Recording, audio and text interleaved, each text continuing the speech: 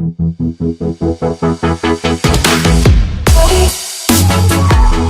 रहा है या जो भी मेरी वीडियो देख रहा है उन सबको मेरा नमस्ते। अब कोचिंग तो मैं कॉमर्स की बहुत सालों से पढ़ा रहा हूँ, पर ऑफलाइन पढ़ा रहा हूँ। और पहली बार मैं ऑनलाइन यूट्यूब के माध्यम से कुछ वीडियो बनाकर कॉमर्स की कोचिंग पढ़ाने की कोशिश कर रहा हूँ।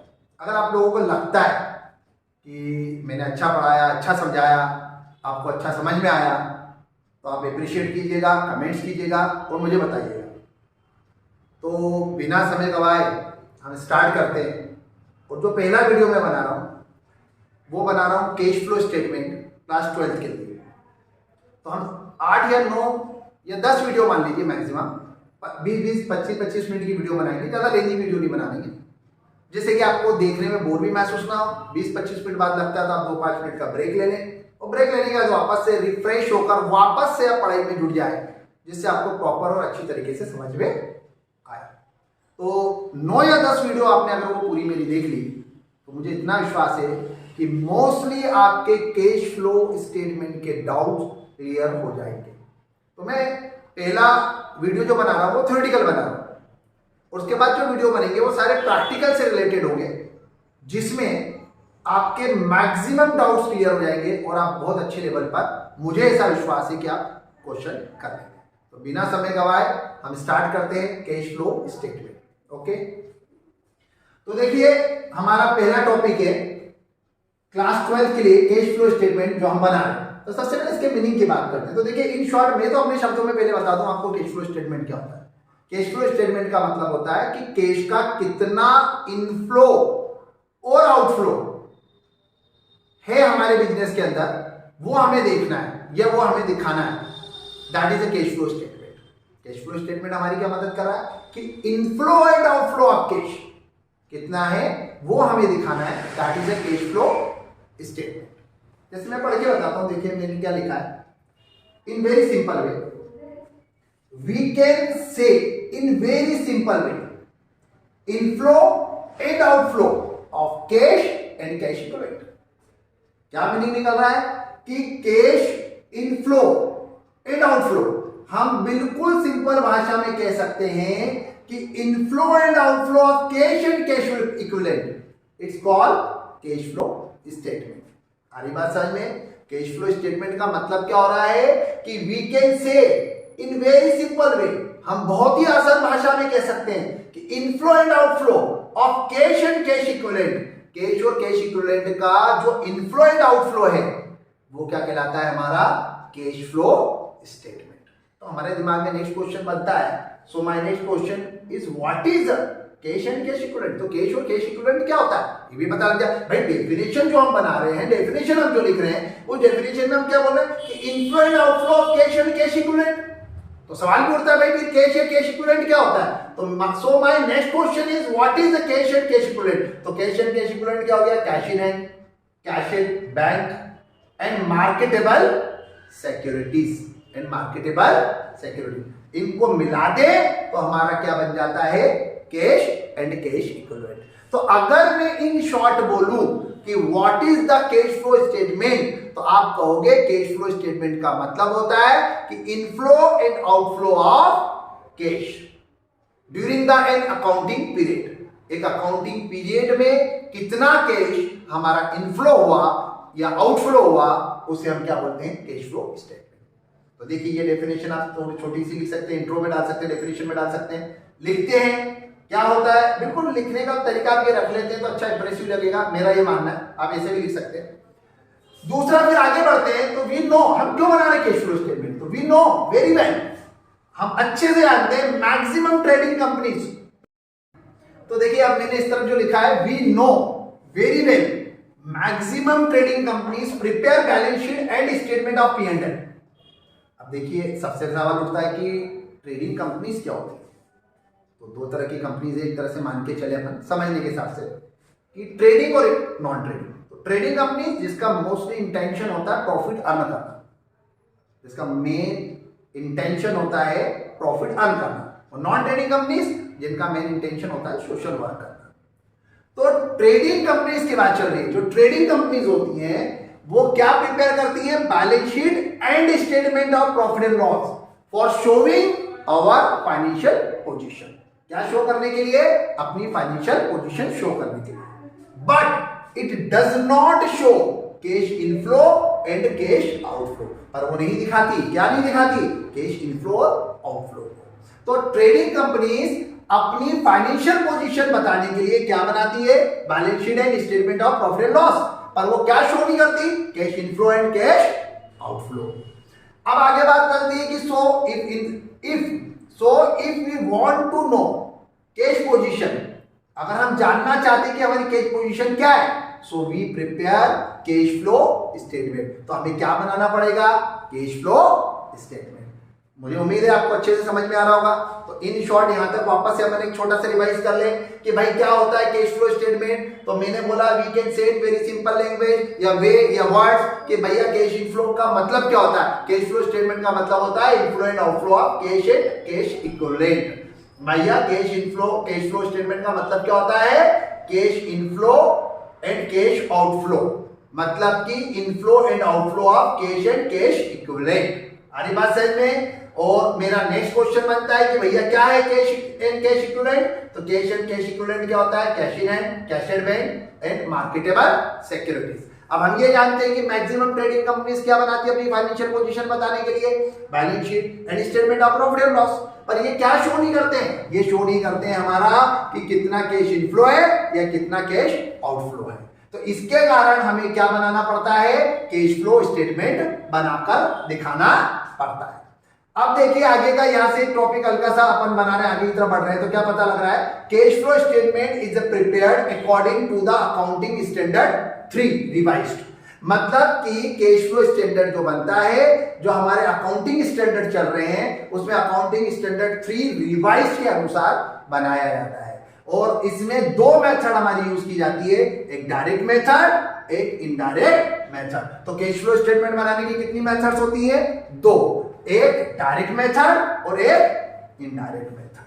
अरे बात समझ में? Showing cash flow under 3 heads, और हम 3 हेड्स के अंदर इसको शो कर सकते हैं। पहला cash flow from operating activities, मतलब इन शॉर्ट याद रखें ऑपरेटिंग एक्टिविटीज में। Second cash flow from investing activities, दूसरा इन्वेस्टिंग एक्टिविटीज में। तीसरा cash flow from financing activities, तीसरा फाइनेंसिंग एक्टिविटीज में। तो अगर मैं आपको ये जितना मैंने लिखा इन शॉर्ट अपन रिवीजन कर ले। देखो मेरा मानना है कि अगर हम थ्योरी पढ़ रहे हैं और थ्योरी पढ़कर जैसे हम ये वीडियो ऑफ करें तो हमको कम से कम 70 से 80% याद हो जाना चाहिए, तो मजा है। तो भैया कैश फ्लो स्टेटमेंट का अगर मैं बोलूं सिंपल मीनिंग क्या है, तो आप बोलोगे एक अकाउंटिंग पीरियड के अंदर एक कंपनी जितना भी कैश या कैश इक्विवेलेंट का इनफ्लो आउटफ्लो होता है उसको हम क्या बोलते हैं? Cash flow statement. अब वो कैश एंड कैश इक्विवेलेंट क्या होता है? तो 3 चीजें मैंने लिख रखी है सिर्फ, cash in hand, cash at bank और marketable securities. Cash in hand, cash at bank and marketable securities. आ रही बात समझ में? इन 3 चीजों को मिला दे तो हमारा क्या बन जाता है? Cash flow, cash and cash equivalent. आ रही बात? Cash and cash equivalent. और दूसरी बात अपनी आ जाती है कि कैश फ्लो स्टेटमेंट हम तैयार कर रहे हैं, तो हम क्यों तैयार कर रहे हैं? क्योंकि ट्रेडिंग कंपनीज अपनी फाइनेंशियल पोजीशन पता लगाने के लिए क्या बनाती है? क्या बनाती है? Balance sheet and statement of profit and loss. पर वो क्या शो नहीं करता है? वो शो नहीं करता है अपनी फाइनेंशियल पोजीशन को कि कितना, सॉरी फाइनेंशियल पोजीशन को तो शो करता है, लेकिन ये शो नहीं करता है कि कितना हमारा कैश इनफ्लो हुआ है या कितना कैश आउटफ्लो हुआ है। इस कारण हमें क्या बनाना पड़ता है? Cash flow statement. Cash flow statement की मदद से हम क्या पता लगा सकते हैं कि कितना कैश इनफ्लो हुआ या कितना कैश आउटफ्लो हुआ। अब इसके बाद में बात आती है कि भाई अगर बन रहा है तो अकाउंटिंग स्टैंडर्ड के अकॉर्डिंग बन रहा होगा, क्योंकि मैक्सिमम तो अपना सब अकाउंटिंग स्टैंडर्ड के थ्रू ही चलता है। तो अकाउंटिंग स्टैंडर्ड कौन सा लगता है इसके अंदर? 3। भूलिएगा मत, कौन सा अकाउंटिंग स्टैंडर्ड लगता है? 3। इसके अंदर 2 मेथड यूज होती है, डायरेक्ट मेथड और इनडायरेक्ट मेथड। और ये कितने हेड्स में डिवाइड है? 3 हेड्स में। पहला ऑपरेटिंग एक्टिविटीज, दूसरा इन्वेस्टिंग एक्टिविटीज, तीसरा फाइनेंसिंग एक्टिविटीज। तो पहला कौन सा है? ऑपरेटिंग, दूसरा इन्वेस्टिंग, तीसरा फाइनेंसिंग। कितनी मेथड्स होती है? 2। पहली डायरेक्ट, दूसरी इनडायरेक्ट। कौन सा स्टैंडर्ड? Accounting standard 3 revised. ये सारी बातें आपको दिमाग में नोट कर लेनी। तो फ्रेंड्स अगर आप लोग इसका वीडियो मतलब स्क्रीनशॉट लेना चाहते हैं तो आप ले लीजिए, मैं हट जाता हूं, आप वीडियो इसका स्क्रीनशॉट ले लीजिए।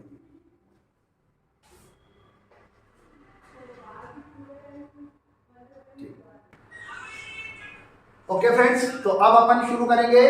अभी हम सीख चुके हैं उसका इंट्रो, उसका मीनिंग। अब हमें सीखना है कि उसके ऑब्जेक्टिव क्या है। भैया अगर हम कोई भी चीज पढ़ रहे हैं, कुछ बना रहे हैं, कैश फ्लो स्टेटमेंट तैयार कर रहे हैं, तो कोई ना कोई कारण तो हमारा होगा, हमारा एम होगा, टारगेट होगा।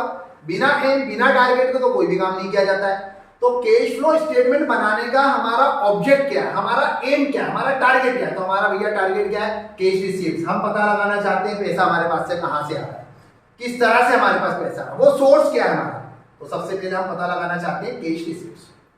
दूसरा हमारा मोटिव, हमारा ऑब्जेक्ट क्या है, कैश पेमेंट, कि हमारा पैसा कहां जा रहा है, पैसा हम कहां खर्च कर रहे हैं, ये हम पता लगाना चाहते हैं। और तीसरा हम फोकस करना चाहते हैं net change. Net change means receipt और पेमेंट का डिफरेंस, कि हमारे पास अब डिफरेंस, हमारे पास पैसा कितना बचा, जो आया और जो गया उसके बीच में से हमारे पास अब पैसा कितना बच रहा है, ये भी हम पता लगाना चाहते हैं। तो हमारा 3 एम है, 3 ऑब्जेक्टिव है। हम क्यों बना रहे हैं कैश फ्लो स्टेटमेंट, भाई कितना कैश रिसीव्स हुआ, कितना कैश का पेमेंट किया, और नेट चेंज, रिसीप्ट और पेमेंट का डिफरेंस कितना है। तो यार मेरे हिसाब से तो ये बात बोलने में आपको याद हो गई होगी कि 3 तरह के ऑब्जेक्ट है, कैश रिसीव्स, कैश पेमेंट और नेट चेंज। कितने हैं, 3, कैश रिसीव्स, कैश पेमेंट और नेट चेंज। तो ये हमारे 3 ऑब्जेक्टिव इसके अंदर दिए गए। फिर आ जाते हैं हमारे इंपॉर्टेंस पर, कि हमारे इंपॉर्टेंस क्या है। तो देखिए मैंने इतना बिल्कुल इसको ऐसा करके लिया है, आप भी ऐसे लिखिए, थ्योरेटिकल पर थोड़ा इंप्रेसिव लगता है। स्माइली वगैरह बना ले, पॉइंट्स में लिखने के 1 2 3 लिखने की जगह थोड़ा सा अच्छा मतलब अट्रैक्टिव लगता है। तो पहला पॉइंट जैसे इसके अंदर बोला उन्होंने, फैसिलिटेट्स इन असर्टेनिंग कैश फ्लो। वो बता रहे हैं कि फैसिलिटेट्स, भैया फैसिलिटेट्स करना मतलब कि पता लगाना, नोविंग कैश इनफ्लो और आउटफ्लो, कि हमें पता लगेगा कि हमारा कैश का इनफ्लो कहां से हो रहा है और कैश का आउटफ्लो कहां हो रहा है। इस बात का पता लगाने में सबसे पहली मदद करता है हमारा कैश फ्लो स्टेटमेंट। हम क्यों बना रहे हैं, फायदा क्या, इंपॉर्टेंट क्या है। तो पहला इंपॉर्टेंस क्या है कि कैश का इनफ्लो और आउटफ्लो कहां हो रहा है, कहां से हो रहा है, कहां जा रहा है, ये बात हमको पता लगती है किसके थ्रू, कैश फ्लो स्टेटमेंट के थ्रू। तो पहला पॉइंट हो गया facilitate in ascertaining cash flow, means knowing cash inflow and outflow. दूसरा पॉइंट होता है फैसिलिटेट्स प्लानिंग। प्लानिंग बनाने में हमारी फैसिलिटेट्स होगा, भाई पैसा होगा तो ही तो प्लानिंग करेंगे। आज मान लो मैं बहुत बड़ा प्लान बना लूं, सब कुछ कर लूंगा, मेरे पास पैसा ही नहीं, तो प्लानिंग कैसे करूंगा। बिना पैसों की प्लानिंग कर सकते हैं क्या, कोई भी काम बिना पैसों के हो सकता है क्या। आज अगर हमने मान लीजिए वीडियो आप देख रहे हैं, तो वीडियो देख रहे हैं तो नेट पे आपके मोबाइल में तभी देख पा रहे हैं ना, तो बिना पैसों के तो काम नहीं होता है ना। तो अगर हमारे पास पैसों की, कैश की पोजीशन हमें मालूम है, तो हमें प्लानिंग बनाने में हमारी मदद करेगा। तीसरे पॉइंट पे आ जाते हैं। तीसरा पॉइंट है help in assessing liquidity and solvency, मतलब इन फ्यूचर पेमेंट कैपेसिटी, मतलब कंपनी की कैपेसिटी क्या है फ्यूचर की, फ्यूचर में कितना पेमेंट कर सकती है, इसके बारे में भी कैश फ्लो के माध्यम से या थ्रू हम पता लगा सकते हैं। अगर हमें मालूम है हमारा कैश का इनफ्लो कितना है, आउटफ्लो कितना है, तो हम इजीली क्या पता लगा सकते हैं कि इन फ्यूचर हम कितना पेमेंट कर सकते हैं, या हमारी क्या कैपेसिटी है, हम कितने समय तक हमारे बिजनेस को बहुत प्यारे तरीके से, बहुत स्ट्रॉन्ग रूप से चला सकते हैं। इफिशिएंट कैश मैनेजमेंट, सीधी बात है, कैश का इनफ्लो आउटफ्लो मालूम है तो मैनेजमेंट भी क्या होगा, एफिशिएंट होगा, अच्छा होगा, बढ़िया तरीके से कर पाएंगे, एफिशिएंट कैश मैनेजमेंट होगा।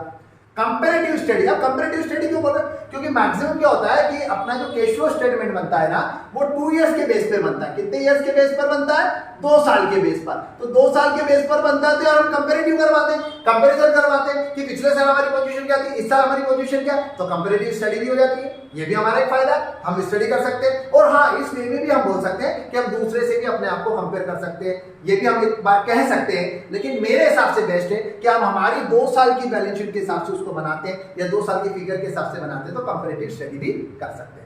तीसरा अपना नेक्स्ट है रीजन फॉर कैश पोजीशन। हमें पता चलता है कि अगर हमारी कैश बढ़ रही है तो उसका रीजन क्या है, हमें पता चलता है कि हमारी कैश डाउन हो रही है तो उसका रीजन क्या है। अगर हम कैश फ्लो स्टेटमेंट बनाते हैं तो हमें पता चलता है कि हम ऊपर की तरफ गए हैं तो उसका कारण क्या है, और हम नीचे की तरफ आए तो उसका भी कारण क्या है।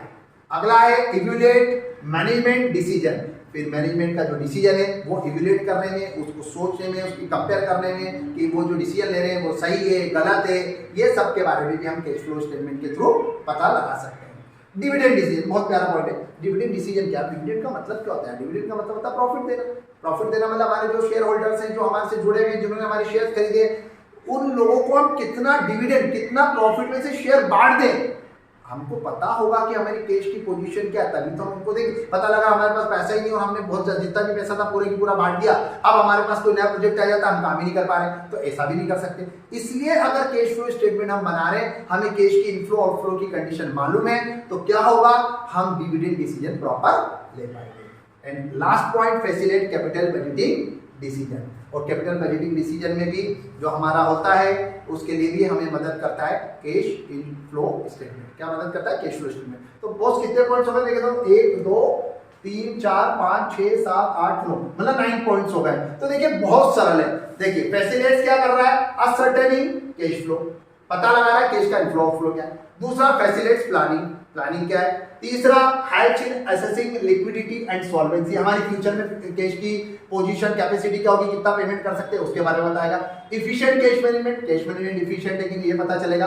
कंपैरेटिव स्टडी कर सकते हैं, रीजन फॉर कैश पोजीशन कर सकते हैं, इवैल्यूएट मैनेजमेंट डिसीजन कर सकते हैं, डिविडेंड डिसीजन ले सकते हैं, फैसिलिटेट्स कैपिटल बजटिंग डिसीजन हो सकता है। तो ये 9 तरह के हमारे इंपॉर्टेंस होते हैं। 3 हमारे ऑब्जेक्टिव है, cash receives, cash management, cash payment and net changes. तो वीडियो को पॉज करके और आप इसका स्क्रीनशॉट या इसके नोट्स बना सकते हैं। 1 सेकंड के लिए मैं आउट हो जाता हूं, आप पहले स्क्रीनशॉट।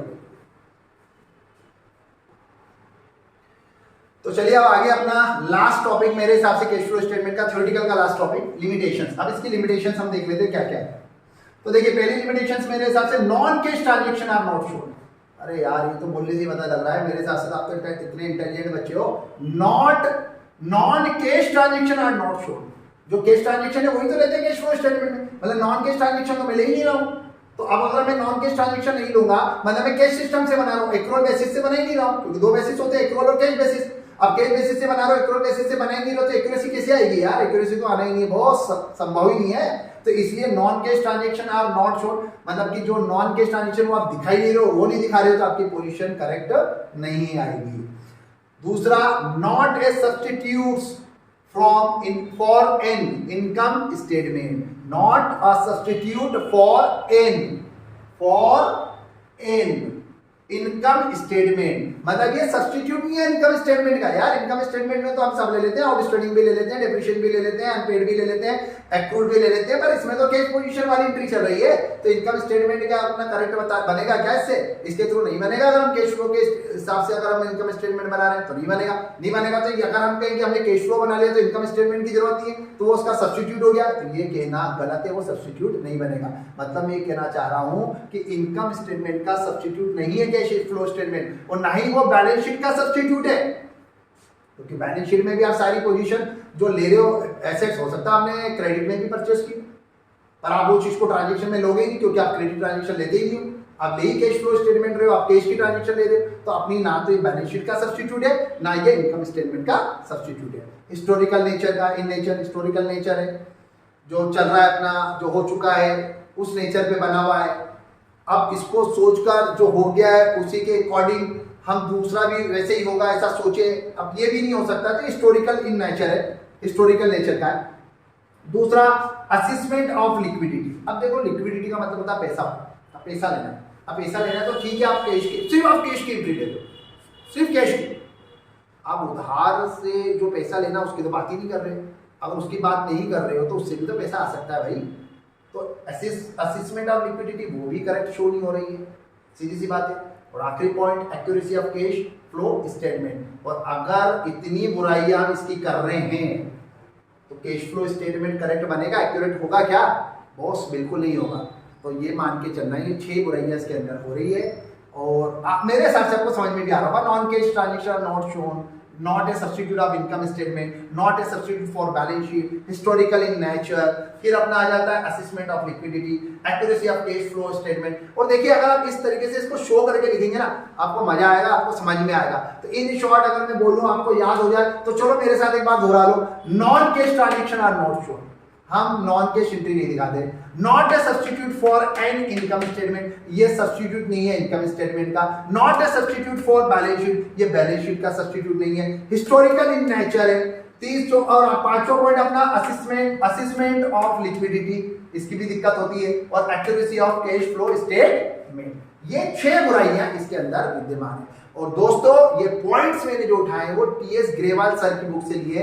अगर आपको लगता है कुछ राइटिंग में दिक्कत आ रही है, आपको समझ में नहीं आ रहा, ढंग से स्क्रीनशॉट नहीं आ रहा, आपको दिख नहीं रहा, तो आप उस बुक को रेफर करके भी देख सकते हैं। उन्हीं की बुक से मैंने पॉइंट्स लिए हैं और डिटेल भी आपको वहां मिल जाएगी। और डिटेल में आपको पढ़ना है तो मैंने मेरी तरफ से कोशिश करी कि आपको अच्छे से बहुत बढ़िया से समझ में आए। अब जो अगला वीडियो मेरा आएगा वो प्रैक्टिकल के लिए आएगा और जो अपन बनाएंगे। ठीक है sir, okay, thank you very much.